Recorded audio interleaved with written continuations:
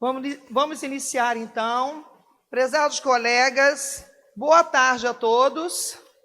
Boa tarde. E sejam muito bem-vindos ao Centro de Convenções General Sombra. Vamos todos, como eu falei, nos acomodarmos para darmos o início ao evento. Ainda estou vendo algumas pessoas circulando, por gentileza, para ficarmos focados no que é importante aqui.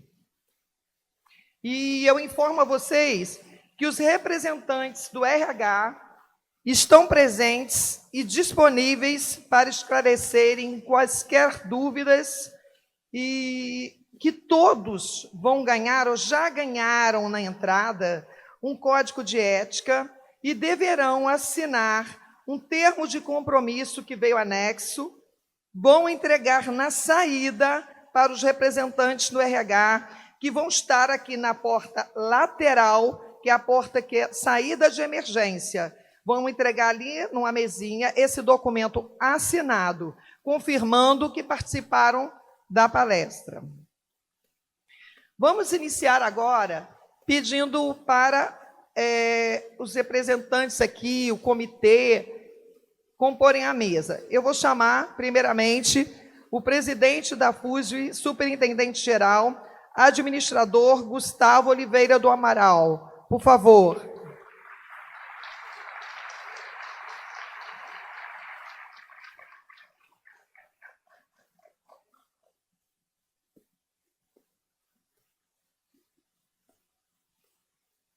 Eu deveria agora convidar o vice-presidente da FUSV e o superintendente de infraestrutura, Dr. Cláudio Medeiro Guimarães.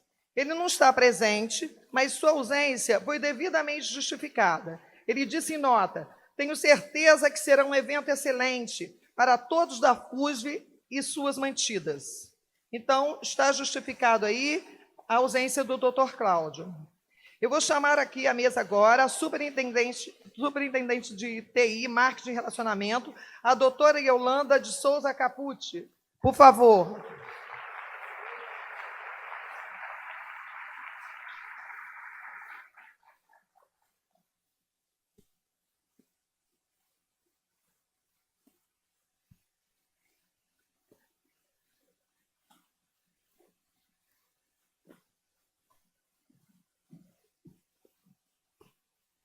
Convido o doutor Marcelo Augusto Paiva Rio de Oliveira, que é o superintendente da saúde, por gentileza.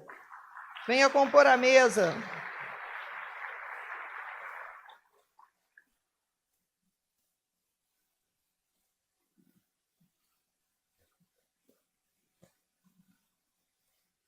Convido também o superintendente acadêmico, o reitor, professor, doutor Marco Antônio Soares de Souza.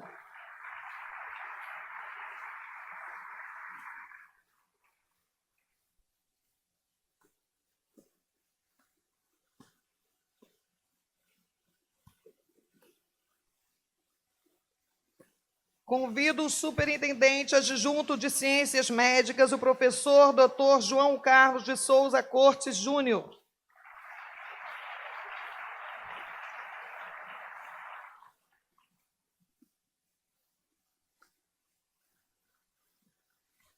Convido o nosso assessor jurídico da FUSE, Dr. Francisco Antônio Ibrahim Neto.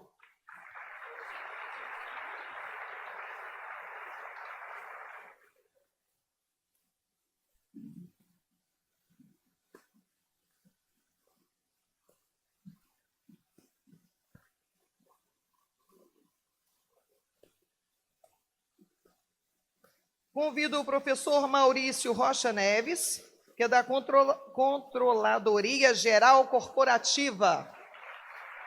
Nosso controller.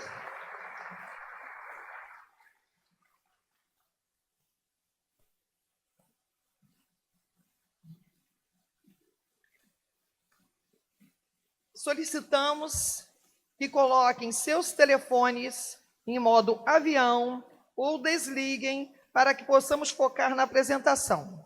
Por favor. É desagradável o som do telefone no meio de uma palestra, então vamos colaborar, tá bom? Eu agradeço imensamente por isso.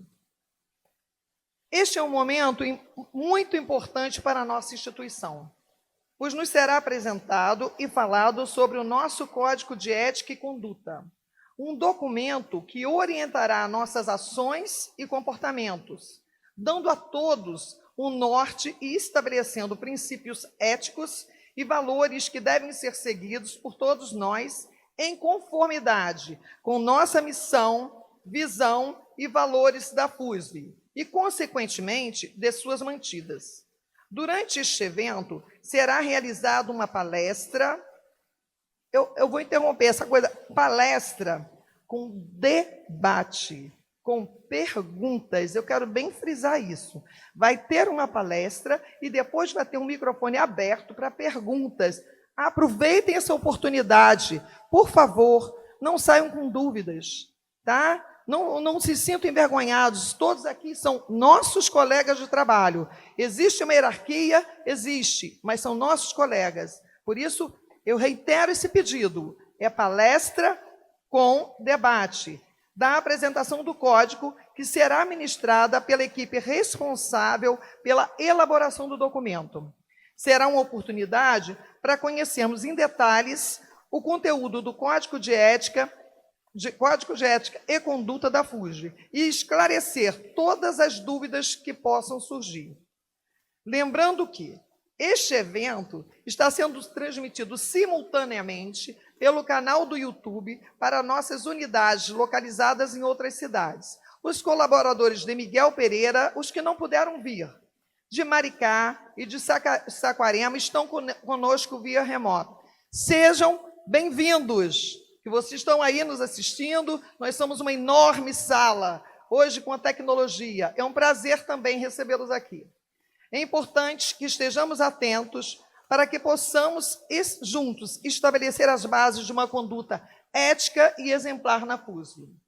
Após a palestra e os debates, que eu espero que tenha pergunta, haverá um buffet especialmente elaborado para todos vocês, ficando desde já o convite para que permaneçam no local após o encerramento formal do evento.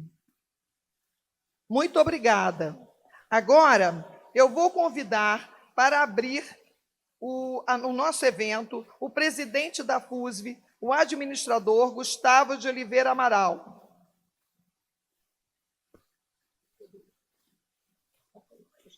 Fala aqui mesmo.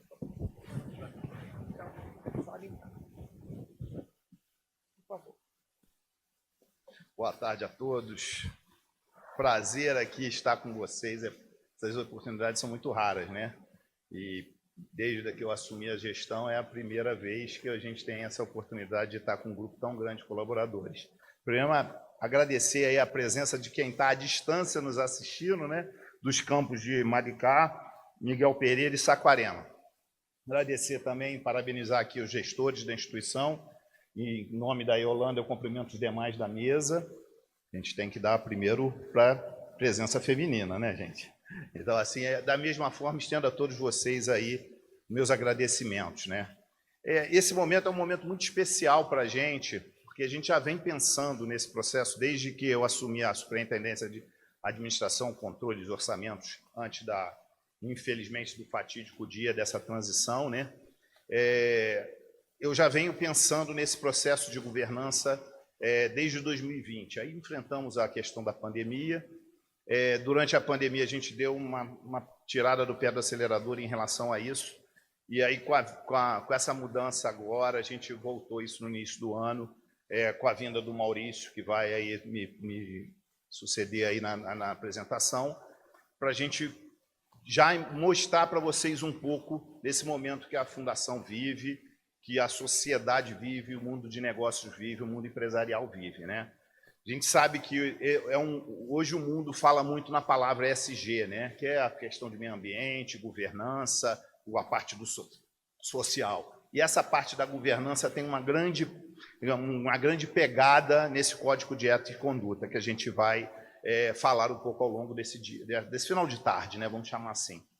São tempos que essa parte de controle e governança, hoje, ela tem uma importância muito grande em fundações, em empresas que não são fundações. Nós, particularmente, eu gosto sempre de citar, nós temos um órgão de controle, que é o Ministério Público de Fundações, que vem, ao longo do tempo, aprimorando as cobranças, aprimorando os controles conosco, particularmente as fundações, porque a gente vai tomando uma proporção. Hoje vocês veem que a gente está com 3 mil funcionários, vocês devem estar acompanhando ali quem chegou um pouco mais cedo, quem já conhece da instituição, que 3 mil funcionários, 3 mil colaboradores e crescendo a cada mês, a cada semestre, a cada ano.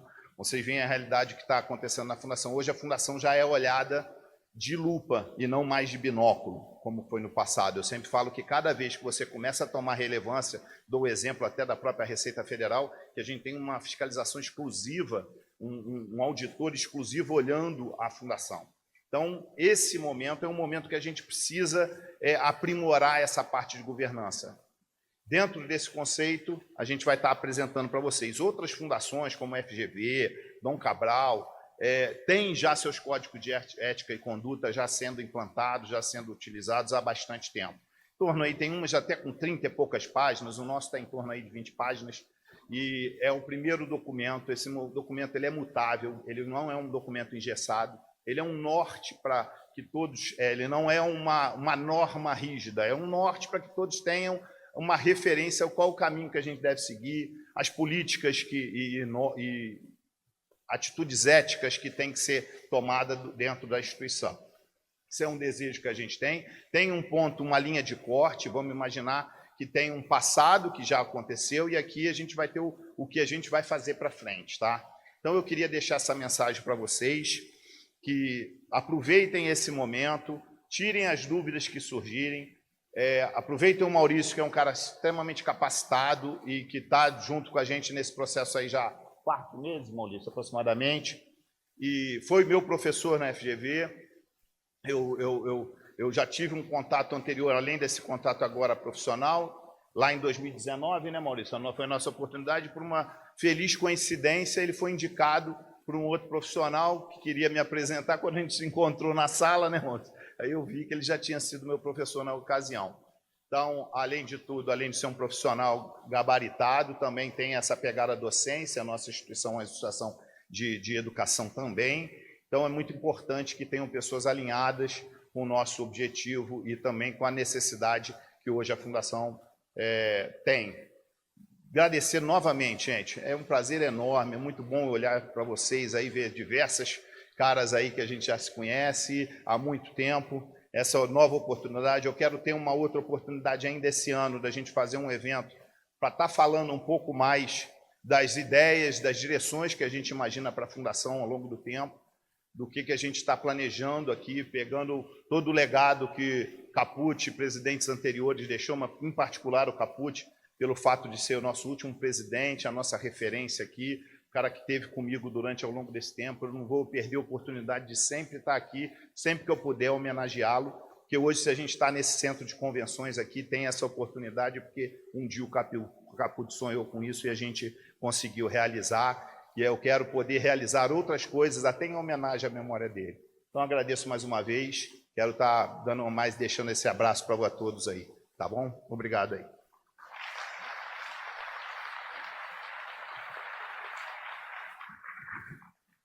Obrigada pela sua fala, presidente.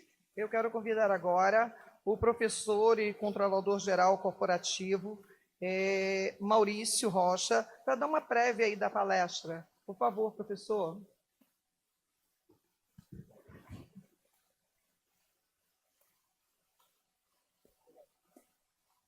Boa tarde, pessoal.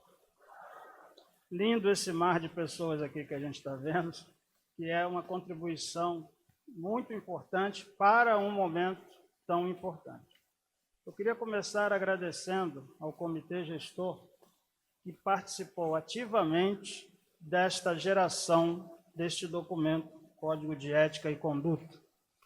Quando eu digo participar ativamente, é na vírgula, é na palavra, é na interpretação, como é que isso vai transparecer ou ser transmitido.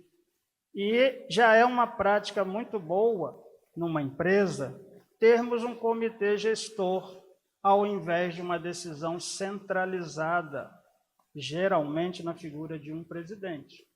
Então, o comitê compartilha, o comitê pode, inclusive, bloquear numa votação um tema que não esteja de acordo ao conjunto. Isso já é muito positivo. O que nós precisávamos fazer para sair de uma inércia documental, repito, documental, era já criar e lançar esse código, para que ele sirva como elemento norteador, como o presidente falou. Elemento que vai te ajudar, como líder, como liderado, a se basear. Posso fazer isto, posso fazer aquilo, como agir neste caso, como agir naquele outro. É por esta razão que a gente não consegue cobrir todos os tópicos. Porém, os mais importantes seguramente estão aqui. Após a minha fala, teremos a exibição de alguns slides para nortear o assunto e uma colaboradora, colega nossa, vai fazer essa apresentação e abrir para a participação, que Lindalva foi bastante enfática e eu repito, né, a maneira que ela colocou. Participem, é difícil reunir todo mundo para esse momento, né?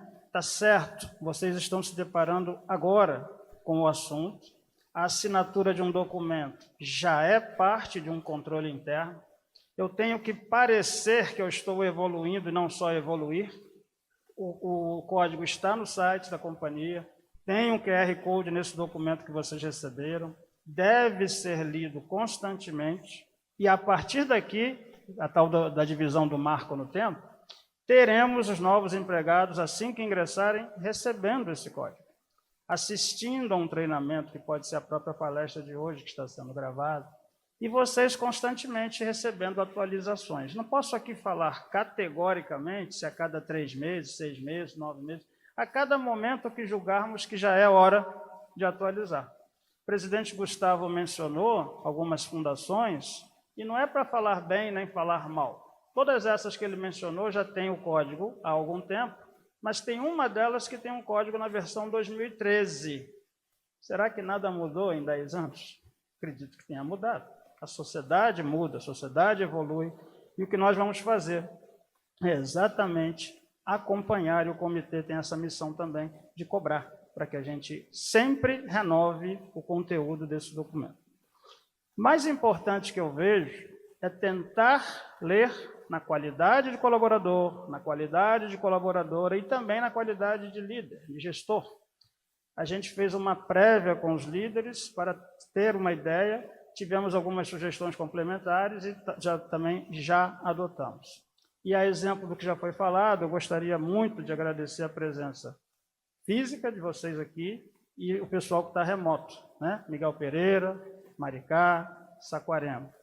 Já estive em Saquarema por uma necessidade pontual, pretendo estar em Maricá, pretendo estar em Miguel Pereira, Gesimar já me convidou algumas vezes, mas agora que ele convidou para o almoço, eu vou. Segundo o código, pode almoçar na unidade de Miguel Pereira, não tem problema. Me aguarde lá, professor. Bom, eu vou passar a palavra porque a palestra que ensejará os debates, ela é muito rica, não será o código todo, mas os tópicos mais importantes, e a gente tem que aproveitar, repito, e anotar nossas dúvidas e depois fazer, a Lindalva vai dar a logística de como vai funcionar, mas os microfones vão circular aí para vocês perguntarem, tá? Por isso que, insisto, curiosidades, experiências, dúvidas, inquietudes, tudo que vier à mente de vocês, dividam, porque é importante para nós, e se é importante para nós, é importante para vocês e vice-versa, tá bom? Muito obrigado pela presença de todos, vamos para a nossa apresentação e depois eu quero debate e quero também consumir o buffet, tá bom? Joia? Obrigado.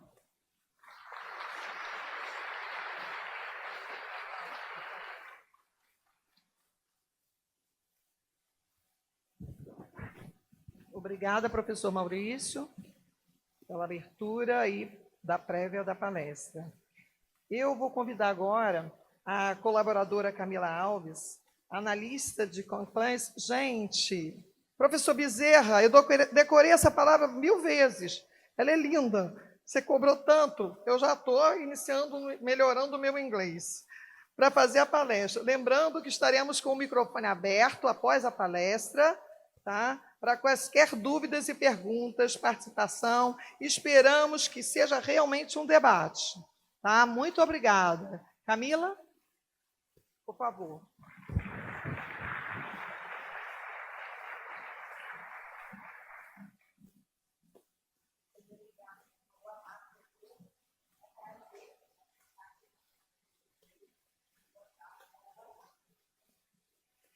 É um prazer ter essa oportunidade de falar para todos os nossos colaboradores hoje e passar para eles todas as nossas novas diretrizes e orientá-los sobre tudo aquilo que a Fundação e a nossa nova gestão está propondo para os nossos colaboradores. Eu acredito que muitos de vocês não me conheçam. Eu me chamo Camila, como a Lindalva já me apresentou.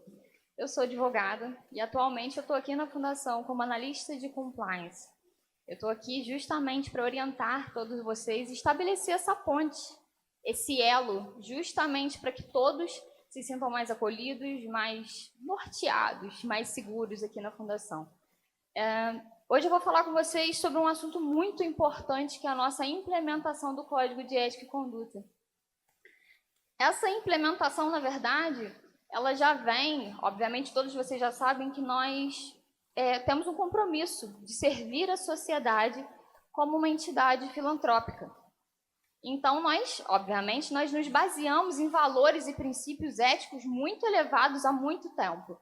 Esse já é um legado, desde o general Severino Sombra, perpetuado por várias gerações.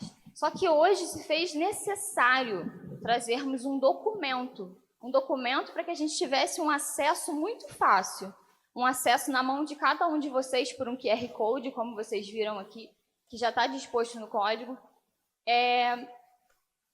e, obviamente, no bolso, para que todos vocês acessem de uma forma mais simplificada. Eu não poderia começar falar com vocês sobre esse código. Trouxe aqui para que ele serve, como eu já disse, para orientar, para estabelecer boas práticas. E quando eu digo orientar, eu falo da sua finalidade para todos vocês.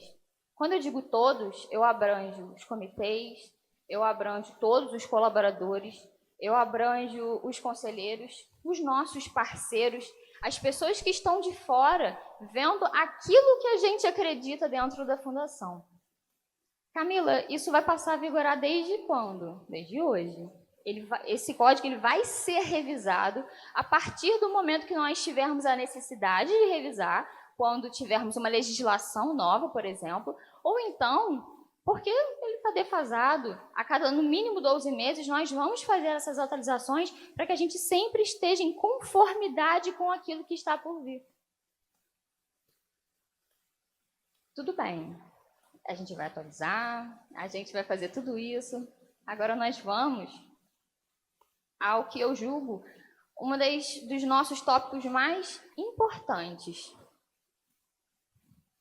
Se eu perguntar para vocês hoje, qual é a nossa missão? Qual é o nosso propósito? O que vocês me diriam? A gente trabalha todo dia, a gente tem uma finalidade, a gente sabe para onde a gente vai, o que a gente vai fazer, mas a gente não tinha isso muito bem delineado. Qual é a missão da FUJI? Por que a gente está aqui hoje? A gente trabalha pelo qual motivo, aonde a gente quer chegar? Cumprir com o papel social de oferecer acesso de qualidade à educação e à saúde. É para isso aqui que a gente trabalha.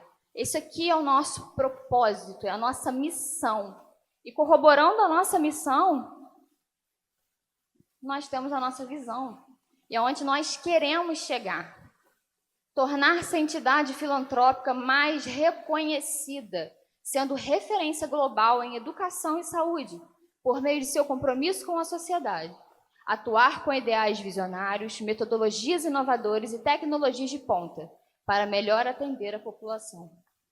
Isso aqui é onde a gente quer chegar, é a nossa visão. Agora nós temos isso muito bem delineado na Fundação. É para nortear, é justamente para quem está de fora ver aonde a gente quer chegar. Isso é essencial, é muito importante que todos nós tenhamos essas diretrizes muito bem delineadas. Mais à frente, eu vou falar para vocês sobre os nossos valores, as nossas características. Eu não vou ler todos esses tópicos, porque justamente é muita coisa, mas eu espero que todos vocês leiam com muita atenção. Dos nossos valores, eu vou começar com vocês com a responsabilidade e a inclusão social.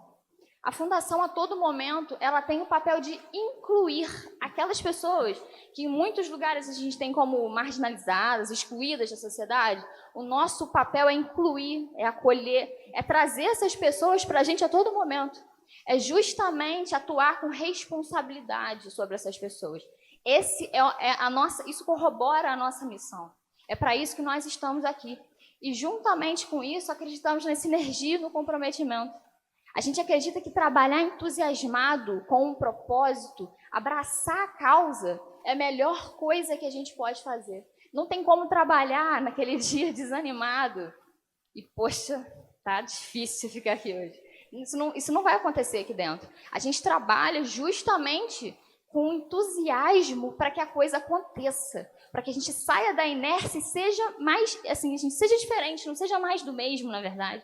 É para isso que a gente está aqui hoje, é nisso que a gente acredita. E a inovação e a transformação. A gente quer ser diferente. Lembra que a gente falou ali da nossa missão, da nossa visão?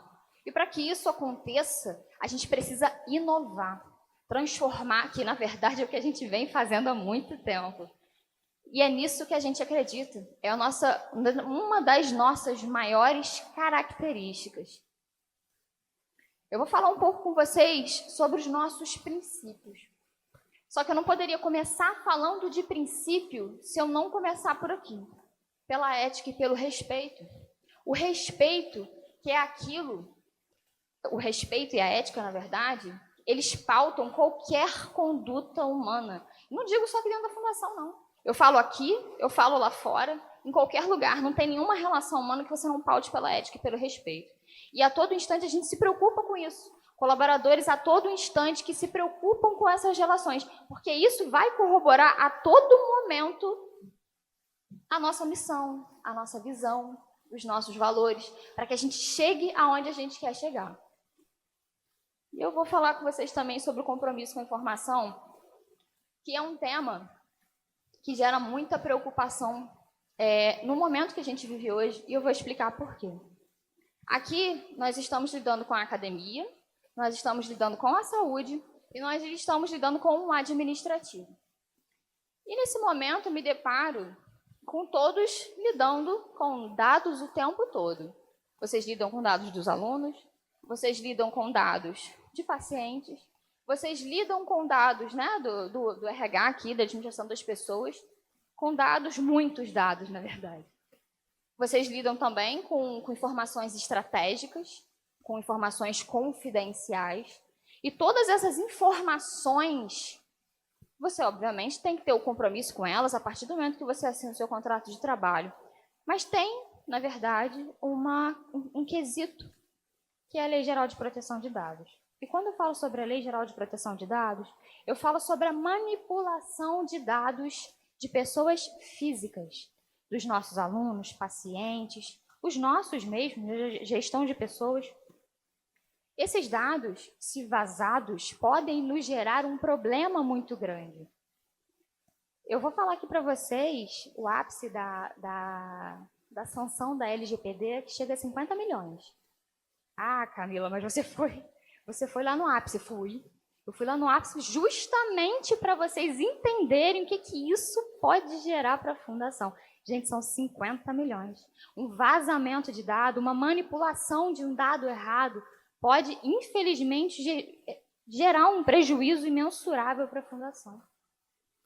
Aqui, eu oriento a vocês ao seguinte: estão me solicitando um dado sigiloso, ou um dado de um aluno, na verdade, que seja sigiloso.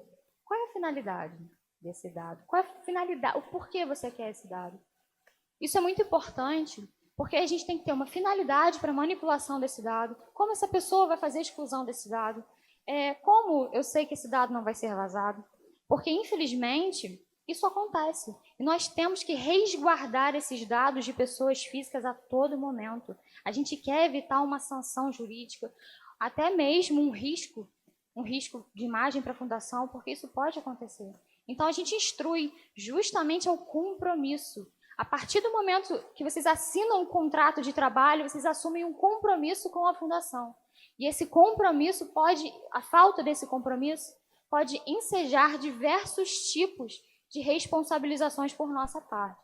E não é nesse momento que nós queremos chegar, não é nesse lugar que nós queremos chegar. E justamente por isso, eu trouxe para vocês essas diretrizes hoje. Sobre as políticas institucionais e as leis vigentes, todos nós sabemos que somos regidos por legislações, correto? Fora daqui, aqui dentro, as nossas políticas institucionais, e nós sempre prezamos, sempre orientamos para que vocês cumpram isso à risca, as legislações que são impostas à fundação. Lidamos aqui com vários âmbitos, seja no educacional, na saúde, isso é muito importante. Obviamente, o papel do compliance é entregar essas legislações para vocês, mas isso também não importa que vocês tenham essa via de mão dupla conosco, talvez tragam a gente alguma diretriz que vocês achem importante, que a gente deveria estar seguindo. Isso é essencial, essa ponte de vocês conosco. Eu trouxe um assunto aqui que normalmente gera um pouco de polêmica. Talvez as pessoas podem falar assim para mim, nossa, Camila, por que colocar isso no Código de Ética e Conduta? Isso parece tão distante. Trabalho infantil, o escravo, compulsório, forçado. Isso parece, sim, muito distante, mas eu trouxe aqui para vocês umas reportagens e eu vou explicar o porquê isso foi adicionado no Código.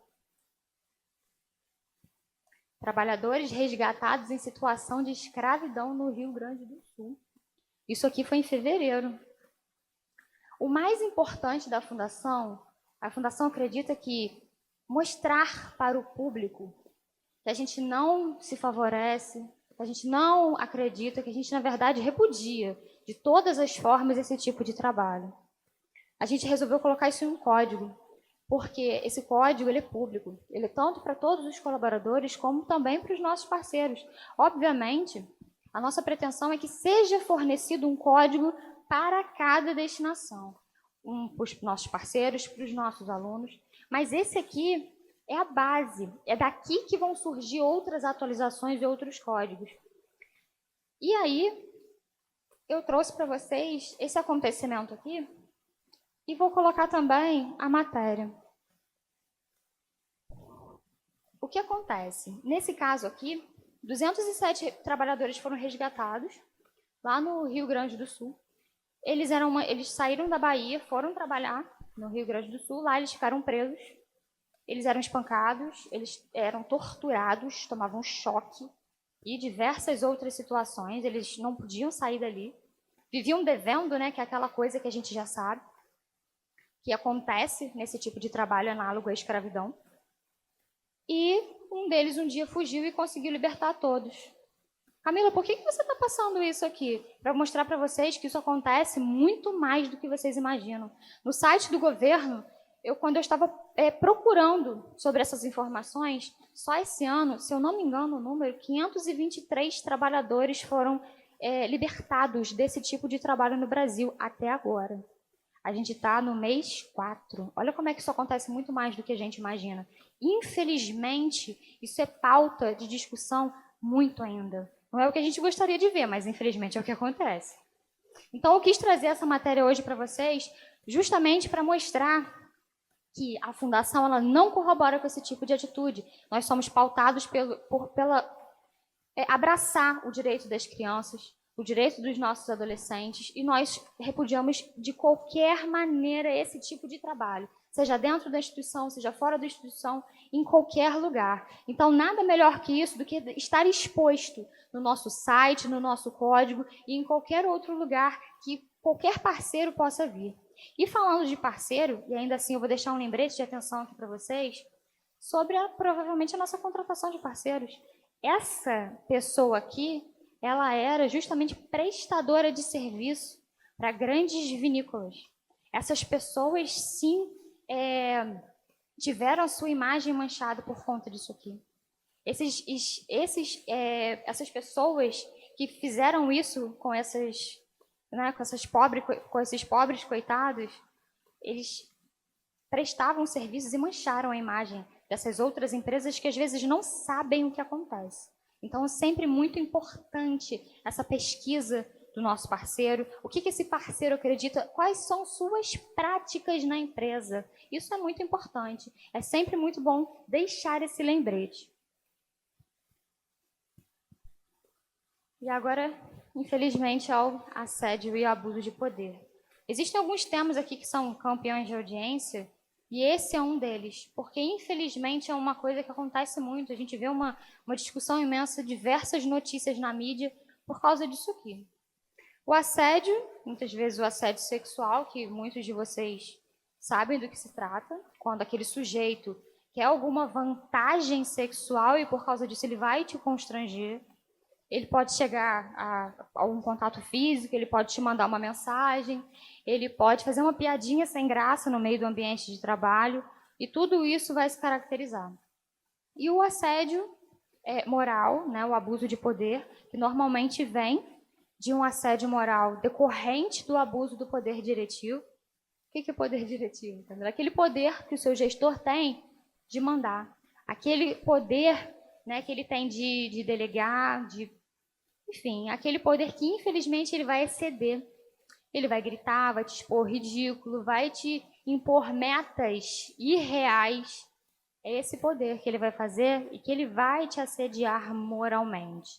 E mais à frente eu vou explicar para vocês o que trouxemos para que vocês nos comuniquem, para que vocês entrem em contato conosco de uma forma mais simplificada.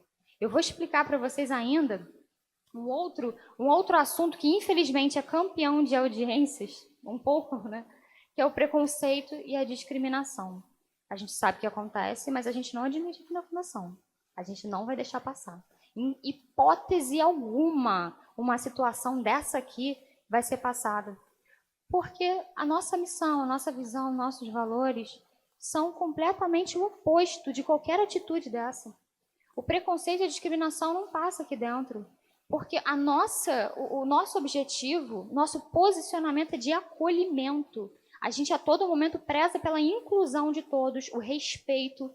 E em momento nenhum esse tipo de atitude vai passar. E eu vou falar para vocês mais à frente sobre o que nós trouxemos para que esse tipo de atitude seja passada ciência para todos nós. E agora vamos à saúde e à segurança do trabalho. Nós nos preocupamos com a saúde de todos vocês aqui. Nos preocupamos, nós fornecemos a fisioterapeuta do trabalho, a médica do trabalho, fornecemos os EPIs necessários para a utilização de todos vocês. E é nesse momento que eu passo algumas instruções aos que supervisionam, em caso, né, de obras ou afins, para que essas pessoas supervisionem seus colaboradores na utilização desses materiais. Se nós fornecemos, nada mais justo do que esse supervisor ele fiscalize, ele oriente o seu funcionário, o seu colaborador a fazer isso corretamente. Nós temos que responsabilizar esses supervisores, os colaboradores, que não utilizarem esse material corretamente, justamente para que o uso adequado venha. O uso seja cada dia melhor, para que a gente não tenha nenhum risco para a vida de vocês, para que a gente não tenha nenhuma responsabilização jurídica. Porque se a gente fornece, a gente espera que todos vocês utilizem, justamente para a gente se eximir dos riscos, para que a gente consiga construir um ambiente laboral adequado. Sobre a preservação do patrimônio e do meio ambiente. Nós temos uma gama imensa de bens colocados à nossa disposição.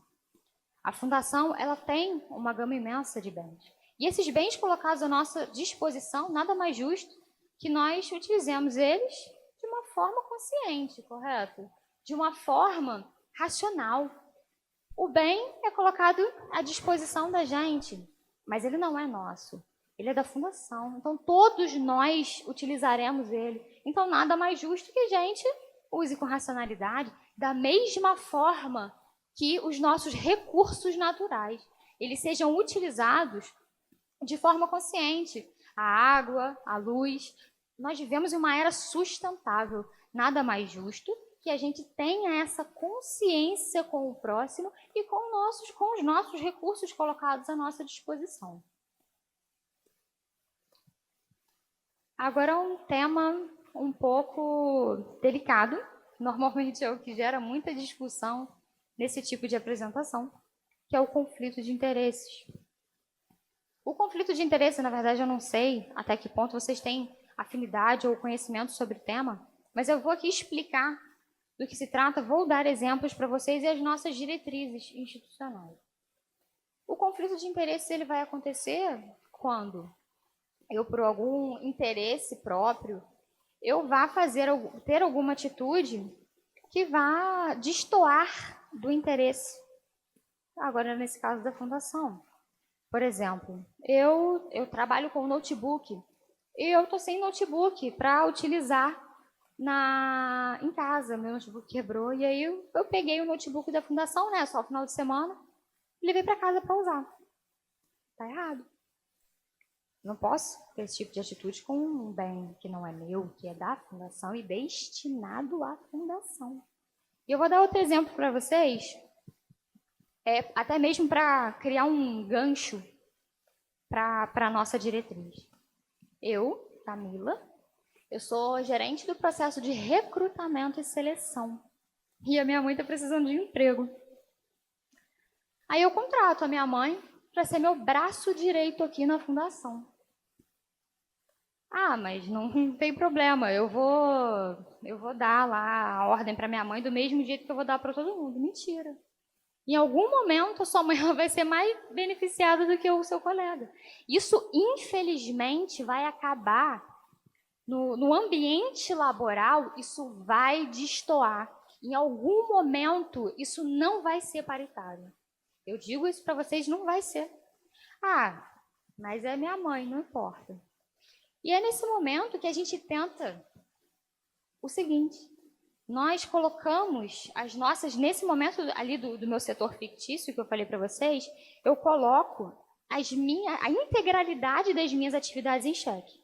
Porque quem vai acreditar naquilo que acontece ali dentro? Eu vou gerar um caos dentro do meu setor com os meus outros funcionários, porque não vai ser a mesma ordem que eu vou dar para minha mãe. E aquilo ali vai virar um rebuliço. Então, para que isso não aconteça, para que a gente tenha a integralidade dessas atitudes, dessas ações e dessas delegações, é o ideal que a minha mãe seja contratada para um outro setor ou em qualquer outro lugar, se ela estiver apta a ser contratada. E é por conta disso que eu passo para vocês novas diretrizes institucionais. A partir desse momento, a fundação, ela continuará. Ah, Camila, a gente não vai mais contratar parente? Vai.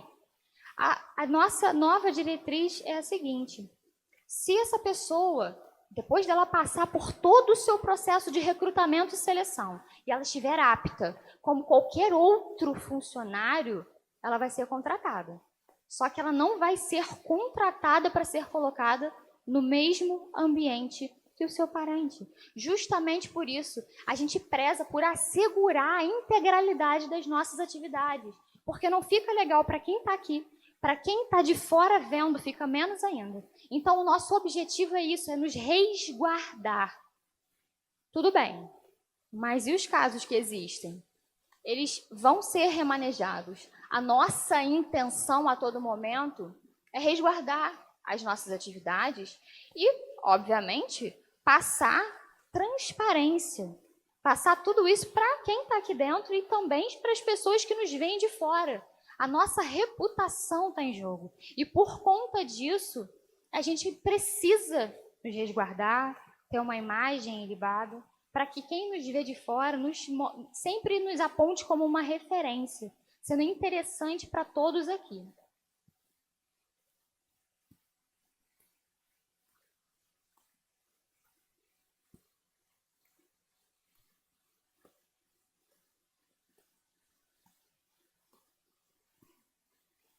E agora eu trouxe para vocês algumas regras gerais de conduta que já são da ciência de todos vocês. A partir do momento que vocês assinam o contrato de trabalho, mas nunca é demais ressaltar, nunca é demais destacar para vocês a importância que isso tem no nosso cotidiano.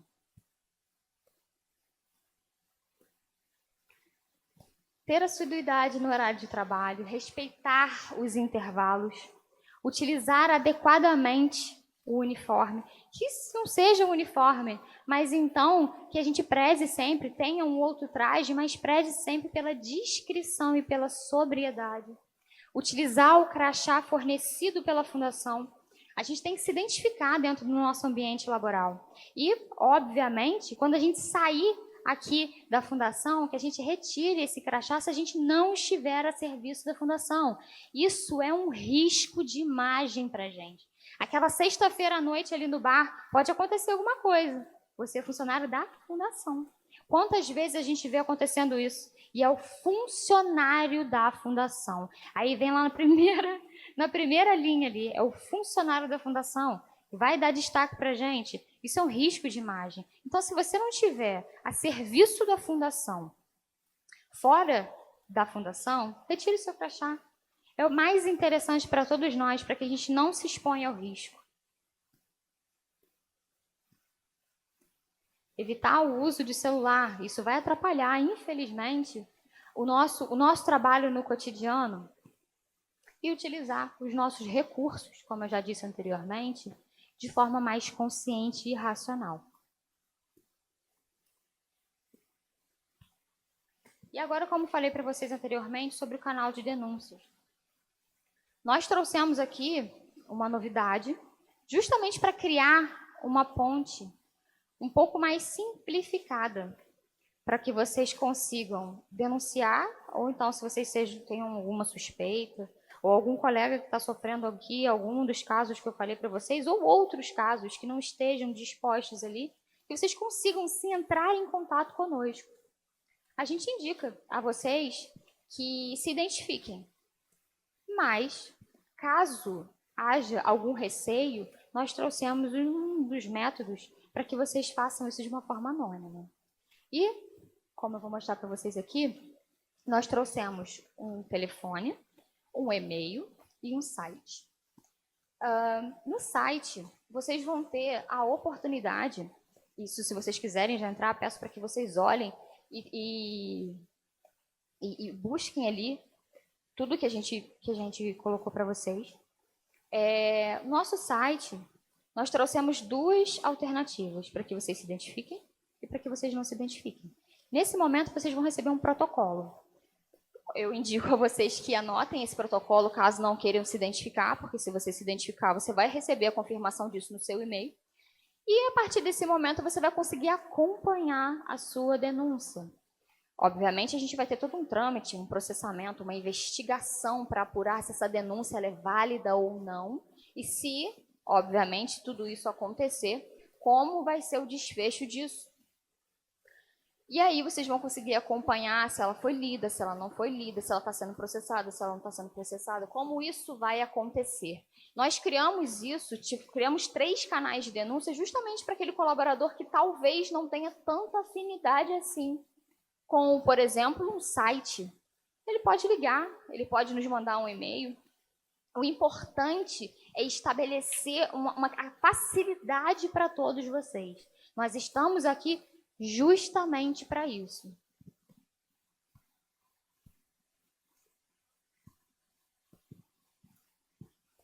E chegamos a um ponto em que a gente dispõe ali, mas a gente não quer usar. São as nossas medidas disciplinares. Nós colocamos essas medidas com base na CLT, que é a Consolidação das Leis do Trabalho. A gente pode ter uma advertência, uma suspensão, uma rescisão de contrato de trabalho, ou então até mesmo de um parceiro, caso ele infrinja as nossas normas, o que a gente acredita aqui. Mas, obviamente, a gente espera que todos vocês cumpram isso de uma forma integral, para justamente a gente não precisar se utilizar desses meios. Mas, se caso necessário, a gente vai utilizar sim, até mesmo como parâmetro para os próximos casos, que a gente fala sério e que tudo isso, caso não seja cumprido, vai sim acontecer. E em caso de eventual omissão por esse código, nós iremos deliberar isso na gerência de compliance. E caso seja necessário, vai ser levado para o comitê, para a deliberação do comitê, para que a gente tenha uma resposta e um feedback sobre o assunto. Eu trouxe aqui os meus contatos para vocês, caso tenham alguma dúvida, para que entrem em contato comigo, ou então qualquer uma dúvida sobre o compliance, sobre qualquer dúvida que vocês tenham sobre o nosso cotidiano, ou até mesmo uma orientação. Eu estou à disposição de todos, a todo momento. Me coloco à disposição para sanar dúvidas, talvez do que vocês precisarem ir ao setor, eu preciso aqui que você me ajude com qualquer questão. Eu estou à disposição de vocês a qualquer momento. E eu vou abrir agora a vocês para dúvidas, eventuais dúvidas que tenham, qualquer esclarecimento, qualquer coisa que não tenha ficado bem entendido, eu estou à disposição.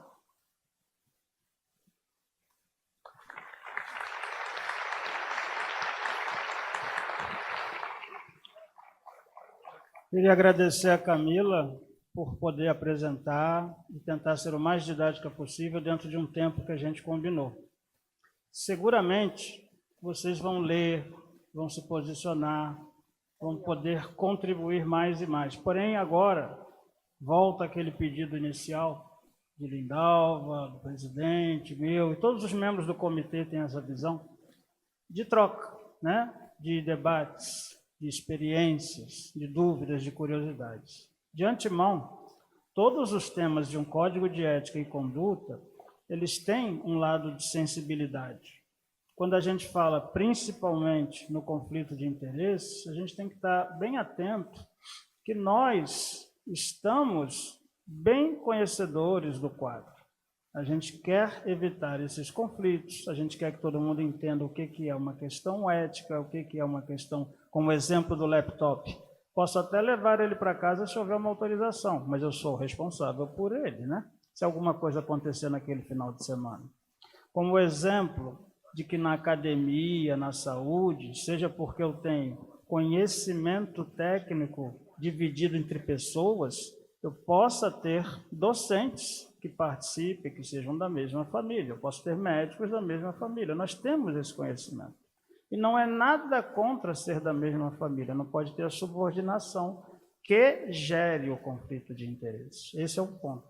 Todos os outros aspectos, todos os temas, vocês perceberam que tem trabalho escravo nesse país, que às vezes são empresas que a gente não imaginava que passam por isso.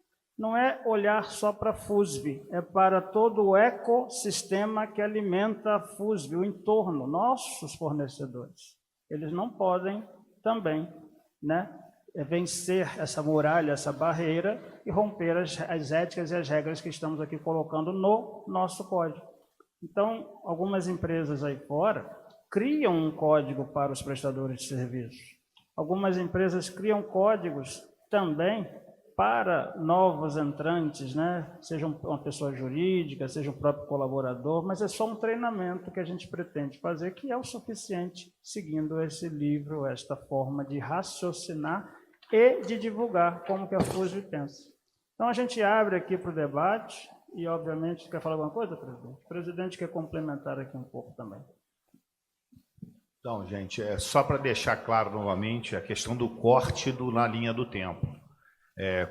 E, além disso, explicar para vocês o seguinte: algumas situações podem existir, como vão permanecer algumas excepcionalidades. O que não pode essa excepcionalidade gerar um prejuízo para a fundação. Isso que seja claro. Isso é que tem que ficar mais importante. Porque, às vezes, essa excepcionalidade ela acontece justamente para gerar um benefício para a instituição. Isso que tem que ficar claro. Porque, às vezes, todo mundo deve saber aí, eu posso citar isso como exemplo, o combustível da fundação é comprado no meu posto lá há 40, 50 anos, antes mesmo de eu fazer parte da instituição. Quem é mais antigo aí sabe que o general sempre abasteceu conosco lá, e isso é histórico, não é porque eu vim fazer parte. O que não pode é o meu combustível custar mais caro para a instituição, dando um exemplo, meu pessoal, que vocês sabem aqui, quem me conhece sabe que eu sou dono do posto lá, isso desde que nasci. Minha família tem posto antes de eu nascer.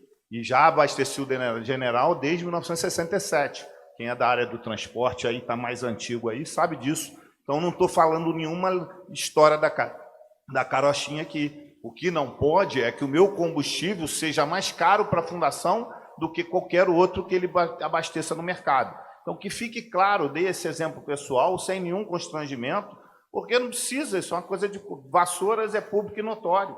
Então, que fique claro essa situação. Então, excepcionalidades podem acontecer desde que não prejudique a instituição. O objetivo disso, e que se pense toda vez que vai fazer qualquer processo que seja, se está adequado a esse novo conceito, porque isso não é uma coisa que é uma exigência nossa da gestão para vocês, é uma exigência do mercado, é uma exigência dos órgãos de controle. Quando você não faz isso, agora há poucos dias atrás, né, Maurício, a gente preenchendo um formulário para a contratação de um seguro, a primeira pergunta, eu acho que do formulário, uma das primeiras perguntas, é se a gente tinha código de ética e conduta, não é verdade?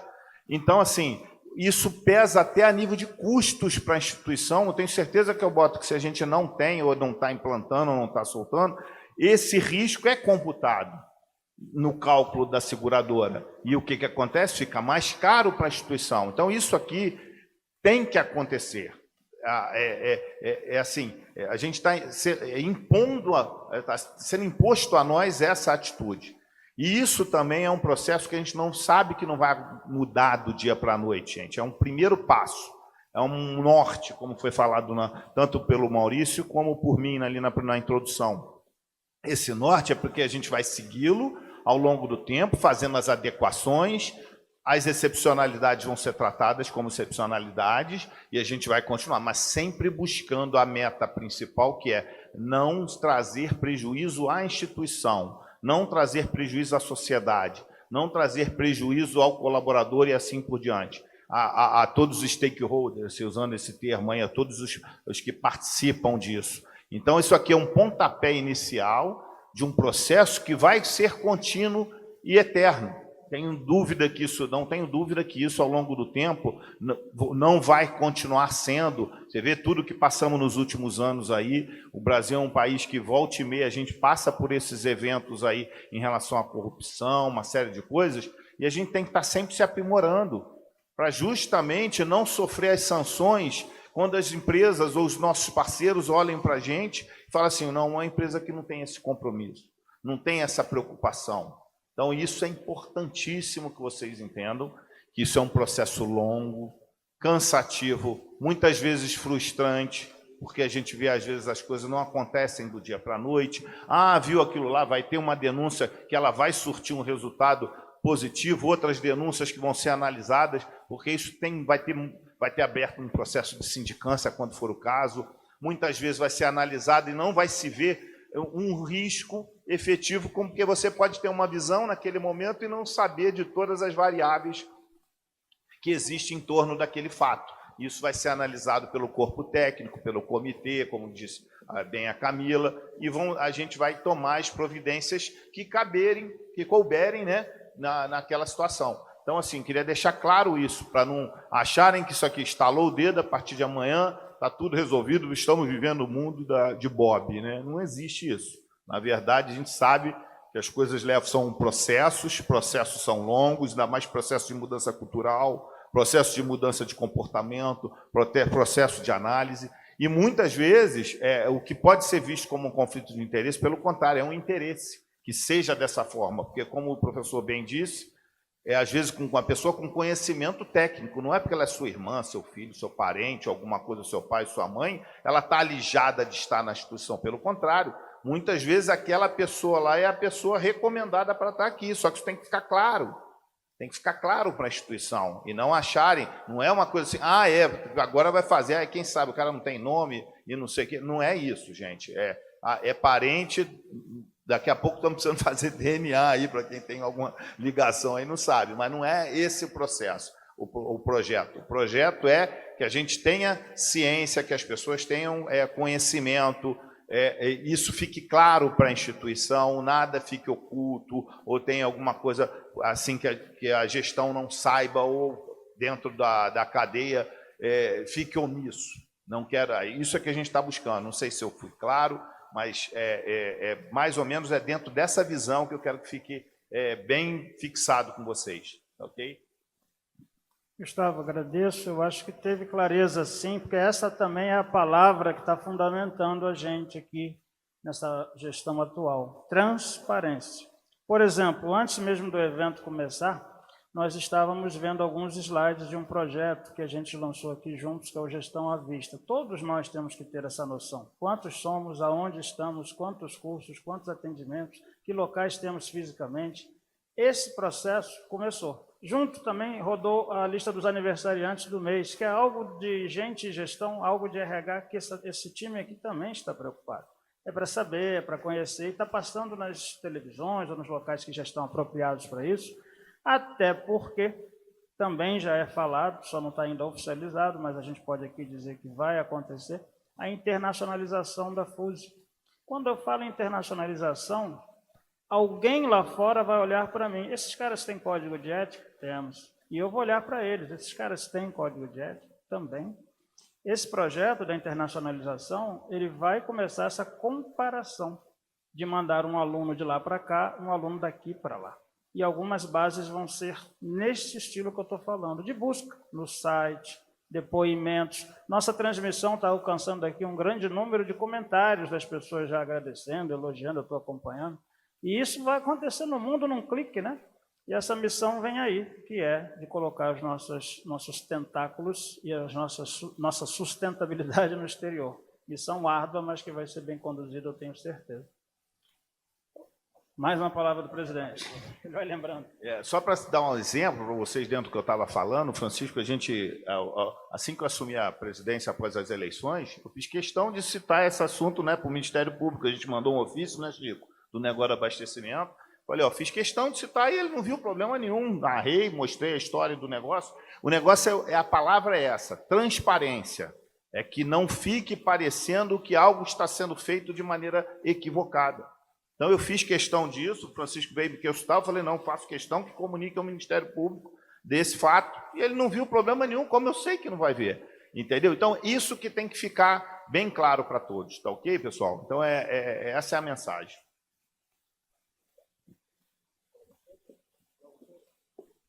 Vamos ao debate, Lindalva, por favor. Alô? Então, agora nós abrimos o microfone aqui, está com a Luísa. Por favor, se alguém tiver alguma pergunta aí, vamos levantar a mão. Vai ser um prazer responder. Olha lá, o professor Bezerra lá.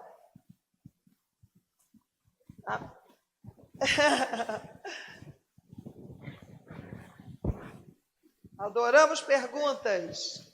Obrigado. Inicialmente, parabéns pela Fundação estar fazendo algo tão corajoso. Tá? É um assunto dos mais espinhosos possíveis. Não é fácil isso.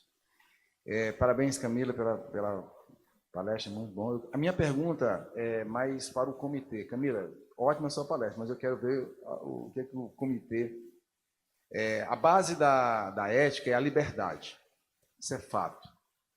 Bauman, o filósofo, diz que liberdade demais é caos, mas quando a gente oprime muito, vira prisão. Como é que o comitê ele enxerga, como é que ele vê a liberdade organizacional, liberdade corporativa, claro, em cima dessas deontologias todas, como é que o comitê enxerga a liberdade, mais uma vez, organizacional? Muito obrigado. Quem gostaria de responder? Presidente. Boa pergunta, professor. Só não podia ser sobre o pai rico, pai pobre, que essa a gente já esgotou na última palestra, né? Enfim, o que acontece e a gente já está nesse processo? Toda liberdade é bem-vinda desde que ela tenha limite. E esse limite vai ser dado com alçadas, com protocolos, com normas, procedimentos, de forma que a gente não tenha nem uma opressão e nem uma liberdade que possa virar uma libertinagem, né? A gente sabe que isso tem uma linha tênue ali, e eu acho que é importante que a instituição, através desse tipo de trabalho e outros que virão, como estabelecimento de limites, alçadas e autonomias, que elas fiquem bem claro para quem está se utilizando disso, para ele não avançar a liberdade que é dada a ele. E essa liberdade tem um conceito, às vezes, que o que você imagina que é de liberdade e qual é a visão da instituição. O importante é isso estar sempre claro e esse diálogo está acontecendo, seja na academia, seja na parte hospitalar, ou seja na atividade meio, ou a qualquer atividade que a gente se propõe a fazer. Que fique claro, e essa relação, e dentro, aquilo que extrapola, que você não tiver uma referência documental, que aquilo você compartilhe com o seu parceiro, ou seu chefe, ou seu subordinado, ou seu colateral. O importante é que isso seja, essa conversa, esse diálogo esteja sempre acontecendo. Vou passar aqui para complementarem, mas o importante é que a gente vai fazer, a gente já está nesse processo, uma das coisas que a gente conversou, importante estabelecer alçadas, estabelecer limites, estabelecer critérios até onde você pode ir. Quem já participou de algumas reuniões desde que eu assumi, e o Capucci fazia isso com a gente, principalmente no comitê, dar aquela, toma decisão, pior que não tomar decisão, pior que tomar uma decisão errada é não tomar decisão, né? Ele falava muito disso. E às vezes assim, é isso que eu quero de todo mundo, que, lógico, tomem decisão já embasados, não pode ser, acordou e, é isso que eu acho hoje, amanhã eu acho. Não, você tem que ter um embasamento para a sua decisão. Tendo um embasamento, estando dentro da sua alçada, dentro do seu limite, dentro da sua autonomia, dentro da sua delegação, eu não sei se eu respondi o professor, mas é essa a nossa ideia que o trabalho, o corpo colaborativo faça, né? Até porque senão você limita também muito a criatividade dos funcionários, né? Se você também não der uma liberdade para você criar em cima do seu trabalho, realmente você acaba limitando. Né? E o trabalho vai ficando maçante, enfim, as pessoas entram numa zona de conforto. É isso, né? Acho que esse código também de ética é um pouco para mexer um pouco com a gente. Acho que a grande maioria dos nossos funcionários já cumpre muito do que está aqui, né? Formalizado, digamos assim. Mas acho que a minha contribuição era essa. E só complementando, gente, o importante para isso, para que essa autonomia, essa liberdade seja concedida, esses limites, vamos chamar assim, essas alçadas, é importante que você conheça muito da sua função, você conheça quais são os direcionamentos, usando a palavra que o Marco usava muito, é o direcionamento, que é para onde a gente quer ir, porque às vezes você pode tomar uma decisão que seja contrária da direção da instituição. Você conhecer o nosso planejamento estratégico, o nosso direcionamento estratégico, para onde a gente quer ir, qual é a sua importância, a sua função dentro da instituição. Dentro desse conceito, você dominando isso, a sua decisão, via de regra, estatisticamente, são amostragem, estatisticamente você vai acertar. Agora, se você está destoando da nossa cultura, da percepção, do nosso direcionamento, não entendendo muito bem do que você está fazendo, com certeza sua decisão tende a ser errada, você vai errar o alvo. Então, assim, se o professor quiser que eu complemente mais alguma coisa, alguém aqui da mesa, alguém quer falar mais alguma coisa, eu entendo como tentando ganhar um pouco, até expandindo um pouco, acredito, a pergunta do Bezerra, um código de ética não é um código moral, não é um código de dogmas, nem estabelece a cultura institucional. Na verdade, ele vem para estabelecer limites e para corrigir determinadas falhas da cultura institucional.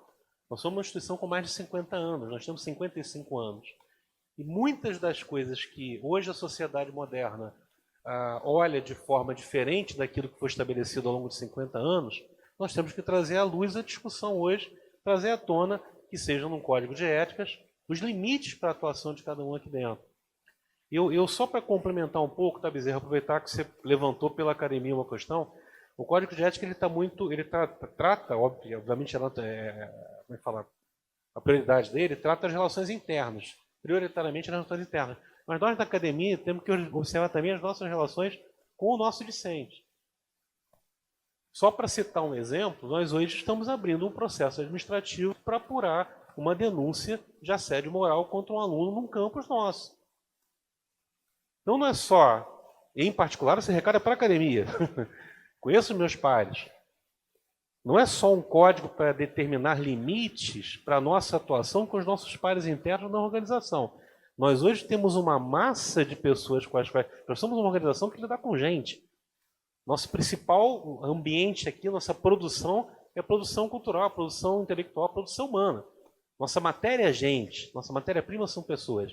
Então, tudo que se aplica ao que nós entendemos hoje como limites para a nossa atuação e para a nossa liberdade de atuação com os nossos pares institucionais, eu chamo de atenção à academia, porque isso tem que ser extrapolado também à visão que o professor tem do aluno. Infelizmente, e de novo, eu conheço muito bem o ambiente, o acadêmico tem uma propensão a ser... qual é a palavra melhor que eu posso usar aqui sem ferir o código de ética? A se sentir superior ao aluno. Isso não cabe mais nessa época, isso não cabe mais nessa geração, isso não cabe mais nesse tempo. Então, o que nós entendemos aqui como limites para a nossa atuação, tá? E respeitando basicamente aquilo que o Código de Ética diz, olha, isso aqui você não pode ultrapassar. Você tem que se policiar para não cometer nenhum ato de discriminação. Você tem que se policiar para não cometer nenhum tipo de assédio. Ainda que, eventualmente, uma atitude ou outra possa ser interpretada como assédio, você tem que se policiar para que isso não ocorra. Eu chamo a atenção dos professores para que vocês olhem esse Código de Ética também e expanda isso ao corpo discente.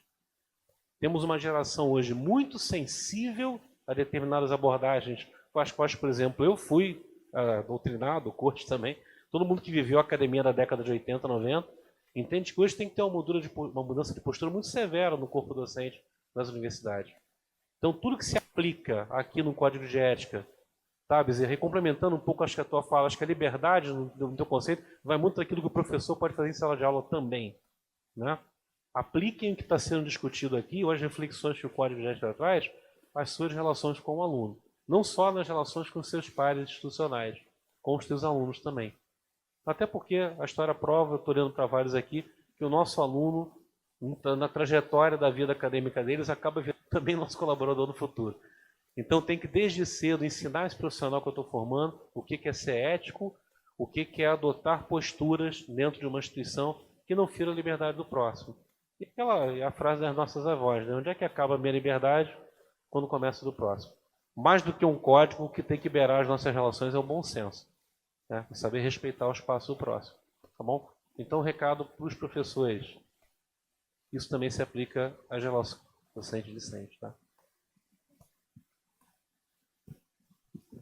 Mais alguma pergunta? Por favor, façam perguntas. Aproveitem a oportunidade. Ana Luísa, por favor.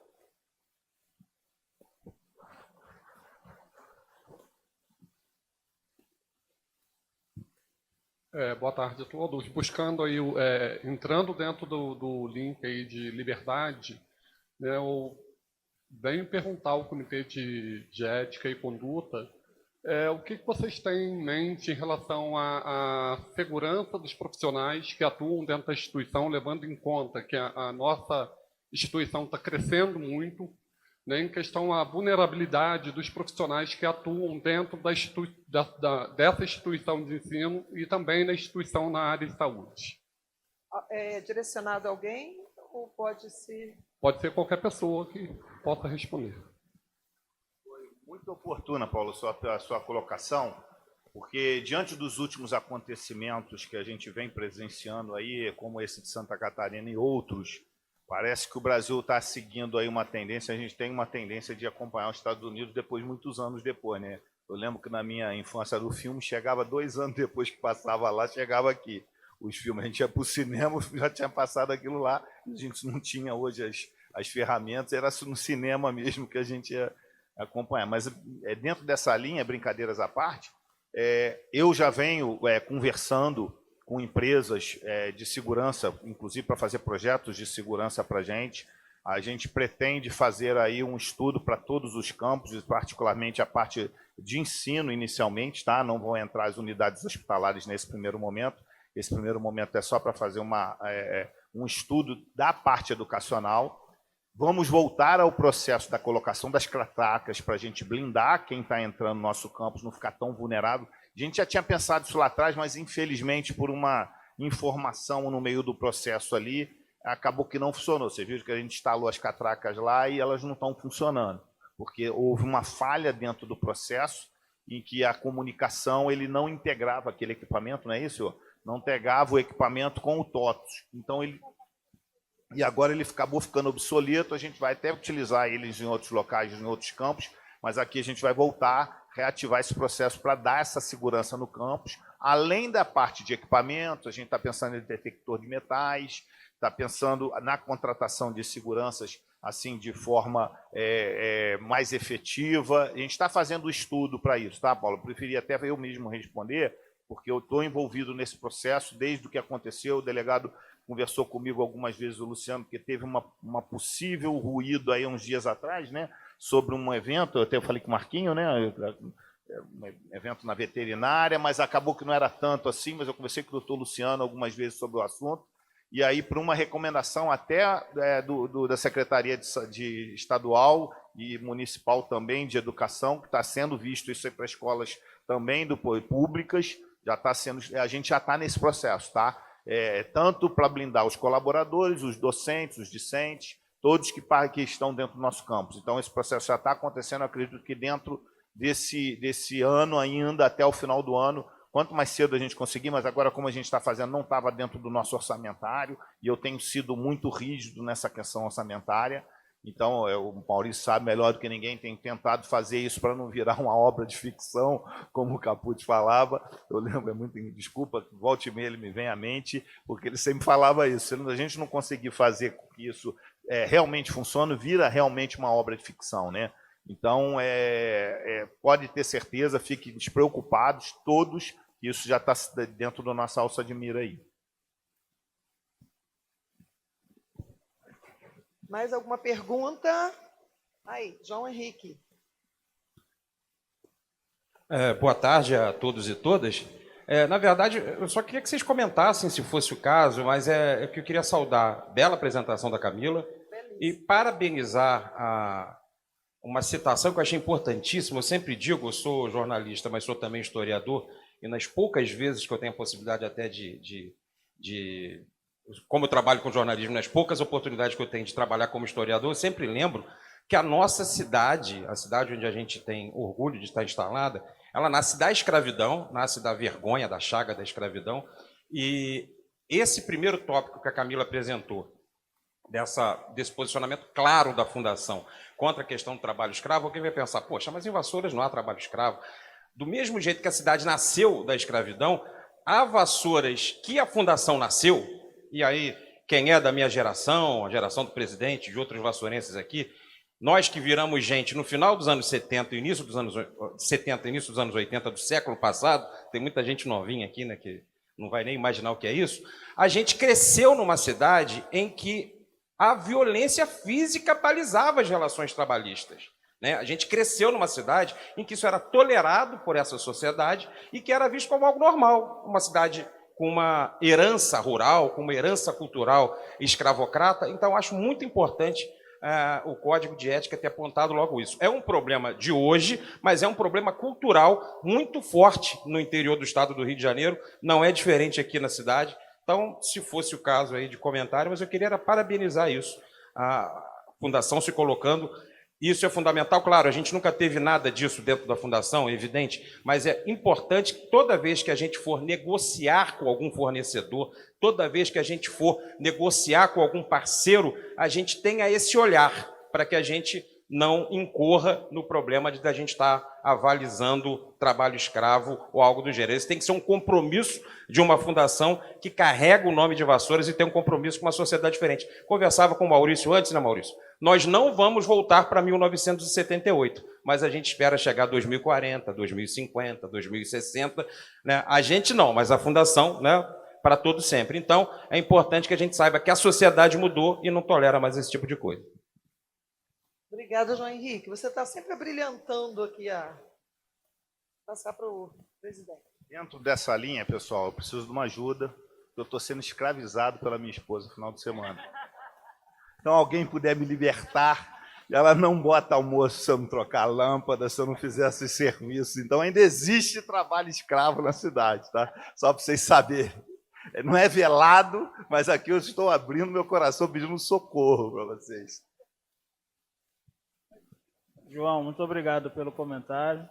É uma observação muito pertinente. E se a gente não documenta, como é que a gente vai tornar público o nosso pensamento? Então é isso. Podemos cobrar, porque está documentado, que os nossos parceiros, os fornecedores, sigam essa cartilha, né? Obrigado. Mais uma pergunta? Por favor. Todo mundo ficou satisfeito com tudo que ouviu? Não tem dúvida? Vamos aproveitar essa oportunidade. O comitê gestor está aqui. Isso aqui foi feito, não foi por uma pessoa, foi pelo colegiado, foi estudado, não foi o presidente que ditou as regras, não foi o professor Maurício, não foi o reitor, foi um colegiado, tudo estudado. Então, assim, é uma oportunidade que nós temos para tirar as dúvidas. Tudo certo? Ninguém quer mais comentar nada? Uma pergunta pelo WhatsApp. Quem vai responder? Você, presidente? Tá bom. Eu vou identificar aqui, foi da professora Margarete. Nas questões sobre denúncia de conduta inadequada no ambiente profissional, serão criadas comissões e protocolos para reinvestigar e resolver as denúncias de conduta? Então, a ideia, e é como eu falei, isso é um kick-off, né? Depois eu vou pedir para o Maurício até complementar. É que a gente vá aprimorando os mecanismos de investigação, controle, sindicâncias, eventualmente uma comissão, ou pelo próprio setor. E a ideia é que, lógico, que a gente precisa haver, já que a gente tem um canal de denúncias, a gente vai ter que ser apurado. Toda denúncia tem que ser apurada, mesmo que ela, no final, não resulte em nenhum tipo de penalidade, não seja identificado nenhum problema em relação a isso. Só que sim, dizendo... Porque não faz sentido a gente criar o código, criar alguns mecanismos de controle e não ter a apuração, o respectivo análise do problema, né? Então, assim, respondendo a pergunta, sim.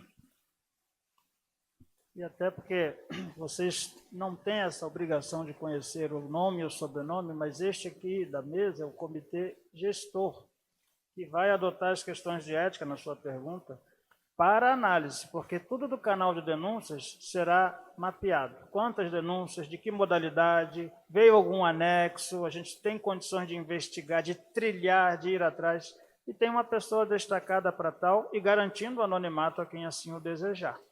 Portanto, se aquela investigação, análise, depuração necessitar de uma decisão colegiada, vai ser levado, vai ser pauta de comitê. E se precisar criar uma comissão intermediária também. É só para deixar bem claro, gente, canal de denúncia não é canal de fofoca não, tá? Pelo amor de Deus. É importante dizer isso, que as pessoas confundem. Aí teve um entreveiro lá com uma colega de trabalho por um problema assim banal, não vai em canal de denúncia não, pelo amor de Deus, cara. Entendeu? Porque é complicado. Canal em cidade pequena a gente sabe, vira canal de fofoca, não é o objetivo, tá, gente? Desculpa aí, mas vai ficar claro isso aí.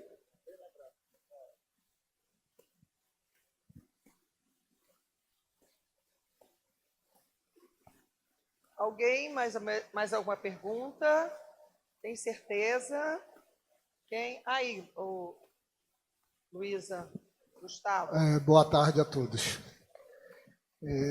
Por conta dessa explicação até do nosso presidente, a gente fica preocupado exatamente, eu acho que até a sugestão, talvez não pergunta, porque eu acredito que muitos colaboradores, e talvez até mesmo a gente, em alguns momentos a gente não sabe o limite de ser assédio ou não.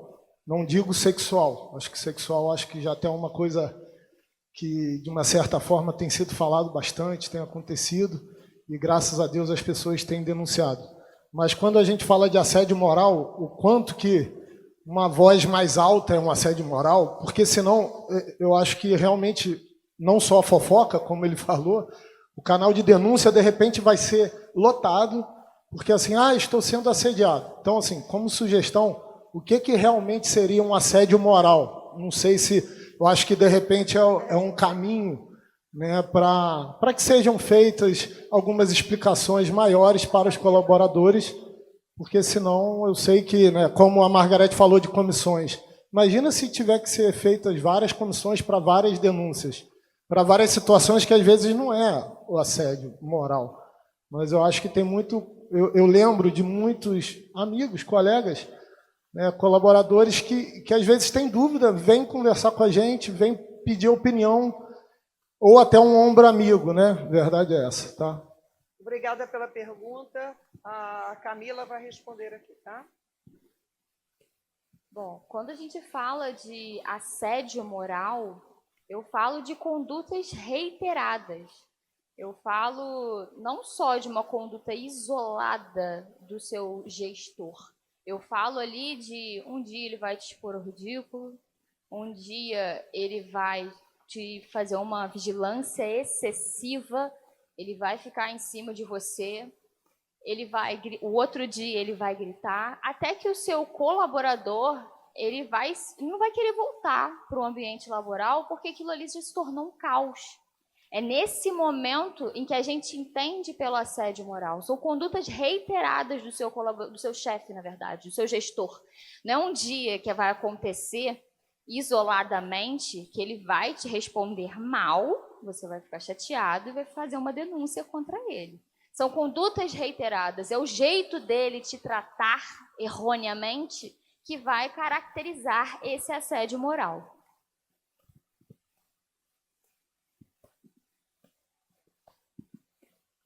Obrigado, Camila, muito bom. Além disso, a gente, através desse kickoff, como eu falei, isso aqui é um primeiro passo. A gente pretende montar um cronograma de, vamos falar, não é treinamento, mas é conscientização, vamos chamar assim, de conscientização em que vamos entrar mais detalhadamente em cada pauta dessa, cada situação dessa, para explicar um pouco melhor, dar mais exemplos, tirar dúvidas, aí não com todos, que a gente de repente vai fazer isso de forma modular, faz na academia, depois faz no ambiente hospitalar, faz na atividade meio, porque o importante agora também é a gente estar conscientizando, né? Cada vez mais, porque às vezes a pessoa por um hábito, toma uma atitude, como o Gustavo falou, e às vezes nem ela está interpretando dessa forma, mas é uma postura que o cara tem, a pessoa tem, e que às vezes vai ser interpretado dessa forma. Vai ter que se corrigir, porque a gente tem que mudar o hábito, se o hábito estiver errado, vai tirar esse hábito, mas para isso ele tem que identificar que ele está equivocado. Às vezes ele não está fazendo com dolo, ele tem a culpa, mas não tem o dolo, né? Vamos chamar assim, usando uma linguagem do jurídico, dolo, obrigado, foi corrigido. Não sou advogado não, tá, gente? Mas todo mundo entendeu. Então, assim, importante é a conscientização para que você possa falar, eu não posso fazer mais assim porque os tempos mudaram. Eu falava coisas no passado que hoje eu não posso falar mais, e assim os tempos vão mudando, e essa que é a história que falou. Vai se passando o tempo e você vai vendo que algumas coisas não cabem mais, pelo menos no ambiente de trabalho. Pode ser na sua casa, na roda de amigos ali da cervejinha, alguma coisa assim, possa continuar acontecendo. Mas no ambiente do trabalho não é mais prudente, não é mais aceitável. Então isso tem que ficar claro. Mais alguma pergunta? Tem aí? Por favor. Na verdade, eu queria mais fazer o debate mesmo, assim, não é propriamente uma pergunta, mas eu acho importante, porque agora o que o Bigu estava falando é de subjetividade, o quanto a gente está vulnerável a uma subjetividade. E o Código de Ética e Conduta, apesar de não ser um documento fechado, ele é o norte, exatamente até para nos proteger dessa subjetividade hoje que é tão rápida, que muda de uma forma muito rápida. Né? Mais uma vez, citando ali o que o Bezerra também falou do Bauman, ele fala dessa efemeridade, ele fala dessa rapidez do tempo hoje. Então, e o que é possível, o que não é? O que é limite para mim, o que é limite para o outro? Então, a gente se sente mesmo muito vulnerável na sala de aula, no nosso ambiente de trabalho, né? Até onde eu posso ir, já escutei, enquanto coordenadora de curso, um professor que coloca a mão, né, e fala com um aluno, por exemplo, né, como se fosse um filho, de repente, mas que para ele não vai ser interpretado daquela forma. Então, o que eu posso e o que eu não posso fazer? Então, acho que essa subjetividade que hoje muda tão rápido, é importante da gente estar discutindo, da gente estar abrindo esse espaço para debater, para a gente entender, senão eu tenho sentido os professores também muitas vezes inseguros, né, do que pode, o que não pode, o que eu devo, o que eu não devo. Então, eu acho que é uma proteção para nós também, né, sobretudo nesse limite e nessa discussão aí do que é essa subjetividade, né? Obrigada, professora Adriana, por colaborar. Alguém quer fazer alguma colocação aí? Ah, então tá bom. Professor, certo. Professor Cortes? Não. A doutora Yolanda? Doutor Marcelo? Alguém mais quer fazer alguma pergunta? Ah, que ótimo! Zimar, que prazer. Faça mesmo, Zimar. Professor, a gente te ama, hein? Obrigado, Lindalva. Na verdade, não é minha pergunta, é a pergunta de Miguel Pereira, Ah, que ótimo! que tem a ver com a fala da professora Adriana agora aqui. Eles estão perguntando o seguinte aqui. Se, no caso, for o contrário, se um funcionário pode ir para o canal de denúncia denunciar um aluno que tenha descumprido um código de ética dentro do ambiente com ele. Se ele tem essa liberdade de chegar à denúncia, né?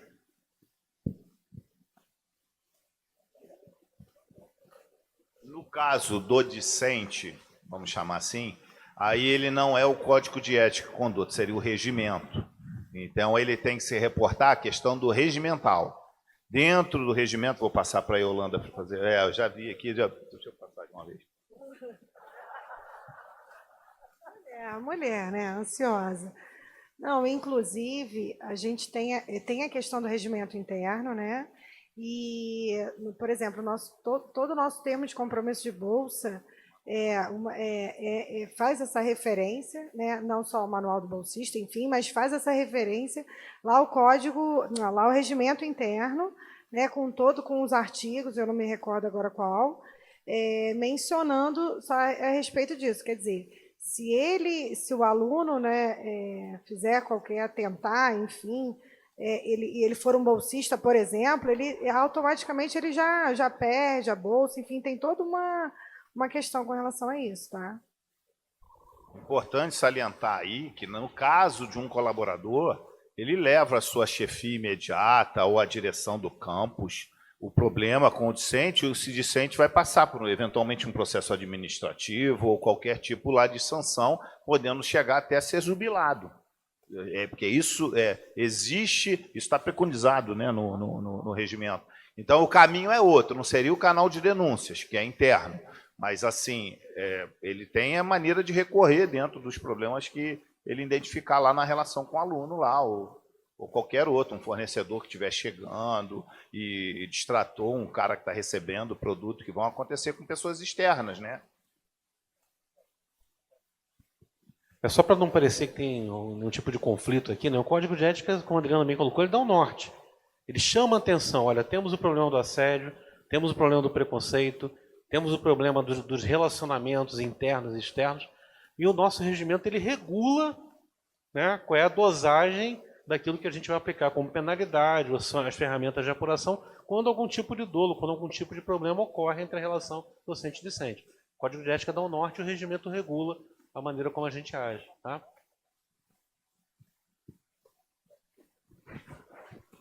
Olha só, a gente vai abrir para mais uma pergunta, tá? Por conta do tempo, disciplina.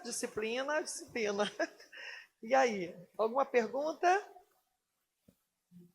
Tudo claro? Nenhuma WhatsApp? Tudo certo? Tem mais uma, então? Vamos aproveitar aí para a gente... Obrigada, José Guilherme. Beleza? Ah, tá, mais uma. Então, José Guilherme, mais uma, tá, presidente? José Guilherme, mais uma só que já está ali. Boa tarde. Na verdade, é uma pergunta aqui da transmissão no YouTube. O Orlando Dalorto.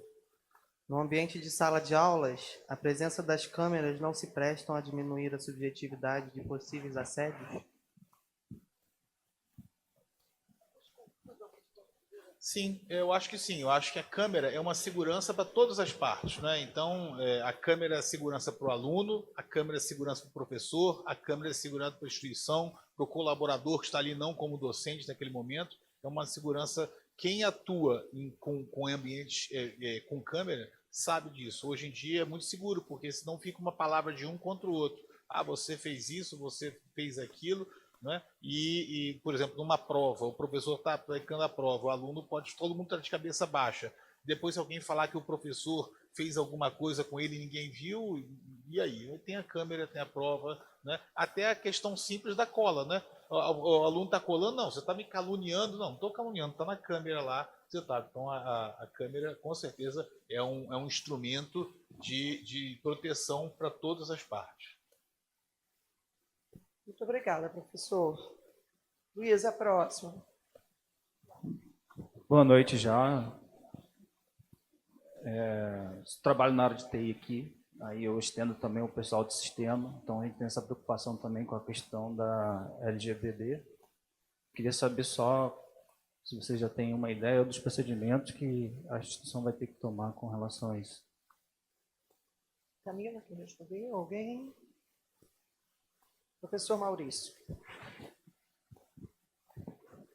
Obrigado pela pergunta, uma vez que esse tema é o próximo da nossa pauta de prioridades, inclusive com a minha nomeação como DPO, que é uma sigla em inglês que no final do dia quer dizer encarregado de dados que são trabalhados dentro da instituição. A LGPD foca na pessoa física, primeiro ponto, e aí nós estamos cheios de exemplos, né? Na saúde, na educação. E a primeira providência é revisar os nossos formulários no que diz respeito ao que a gente pede, né? Não é só aqui, em qualquer lugar que a gente vá, certas vezes tem um grande exagero. Pede seu certificado de reservista, seu CPF, seu tipo sanguíneo, nome do pai, nome da mãe. Será que tudo aquilo é necessário? Supomos que seja necessário. E como eles estão guardados, para não se tornarem, inclusive, dados sensitivos, sensíveis, delicados. Então, há um levantamento a ser feito, há uma análise do que se faz hoje, para poder decidir como proceder daí para frente. Pelo tamanho da nossa organização, provavelmente a gente vai ter alguém nos ajudando, mas o mapeamento inicial é da área de compliance e controles internos, a dividir com toda a gestão aqui do comitê. Eu não consigo te responder textualmente cada passo, mas que a gente está monitorando já os formulários, e o que a gente fornece, com a revisão do jurídico, muito importante, o doutor Francisco aqui presente, já está no mapa, tá?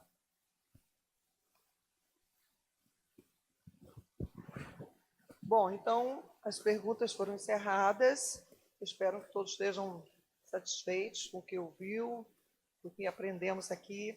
Antes de eu passar o último recado, eu vou pedir para o presidente fazer o encerramento. Tá bom? Gente, eu queria aproveitar, pedir para todos ficarem de pé para cantar o hino do Fluminense, tá? Quer encerramento melhor que esse? Não podia, foi mais forte que eu, gente.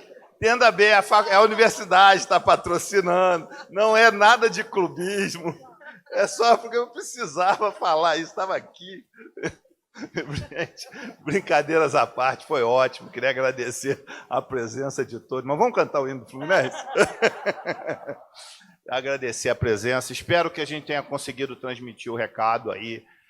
Saber vocês que vão surgir muitas dúvidas, durante o processo a gente vai ter alguns problemas, dúvidas mesmo, e aí a gente vai esclarecendo, a Camila já disponibilizou aí os contatos, o setor do Maurício lá. Então, mais uma vez, obrigado, vamos engajar nisso aí, que é importante, vamos ter esse cuidado com a instituição, porque isso é pela instituição, tá bom? Um abraço a todos e não esqueçam de torcer para o Fluminense.